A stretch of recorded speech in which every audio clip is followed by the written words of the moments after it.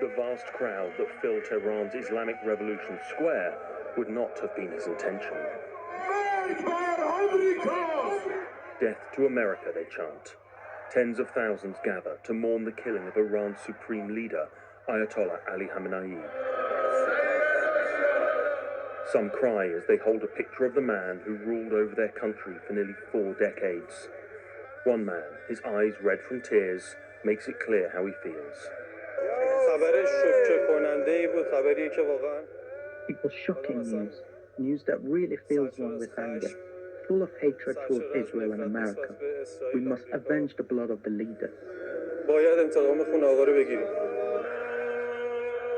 But this reaction, while clearly widespread, is far from universal. Am I dreaming? Hello, New World, one man shouts in the southern city of Galadar. Many will have lost friends and family in the brutal crackdown that crushed January's protests. That is why many of the messages sent to the BBC's Persian service, voiced by producers, express sentiments like this. It feels as though the air itself has cleared since his death. People feel anxious and elated all at once. With every explosion, some shout with joy from their windows. There is much we do not know as this war enters its 3rd day. What is clear is that a society that was already divided risks being torn further apart. As Joe Inwood reporting, well, let's talk to our chief international correspondent, Lise Doucette. I mentioned the restrictions on the issuance of visas to journalists, which Iran has. But of course, Lise, you had a rare visit to the country very recently.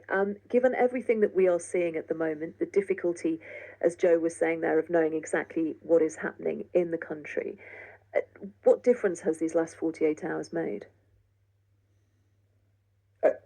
It's a before and after moment for the Islamic Republic of Iran. This war that is only entering its 3rd day is existential for the leadership of the Islamic Republic of Iran.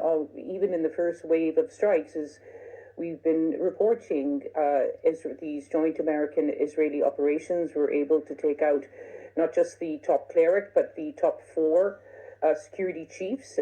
All the security chiefs are being replaced, and Iran says that it will soon announce a successor to Ayatollah Khamenei.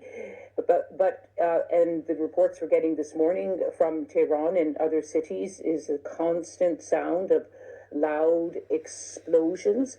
And that is why listen closely to those voices that you heard. A woman says, "We shout with joy from our windows."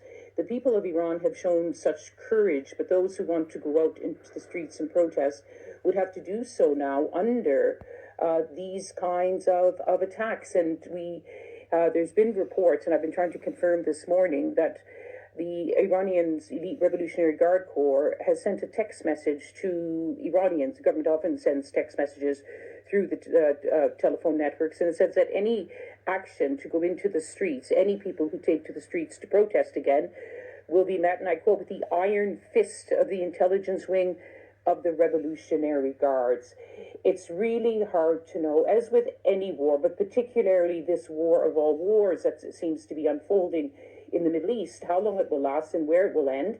And if you read the last interview that President Trump did with the New York Times last night, in 6 minutes, he went from calling for regime change to saying that he was ready to talk to the leadership of Iran, to saying that what happened in Venezuela would be the perfect scenario. In other words, remove the top leader, and then the United States can deal with them. It's not clear.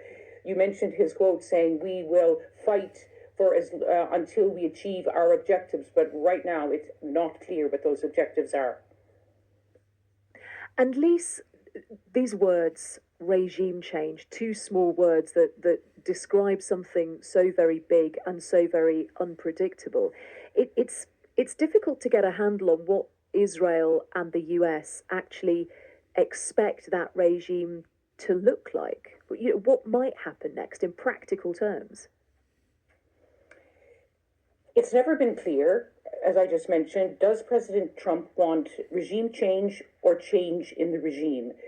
do what is possible on the ground after you saw that extraordinary groundswell of protest, which had been put down with the lethal force, kept killing many thousands of Iranians and leading many to ask, well, will the Islamic Republic be able to sustain more pressure from the people like that? But there had been no cracks at the top. There had been no major defections. So everything seems to be in play. And everyone wants to know, is this going to be the end of the 47 years of the Islamic Republic? But this is not a Venezuela situation. This is a very hardened theocracy with the all-powerful Islamic Revolutionary Guard Corps now firmly entrenched, not just in their main goal, which is since 1979 has been to defend the Islamic Republic.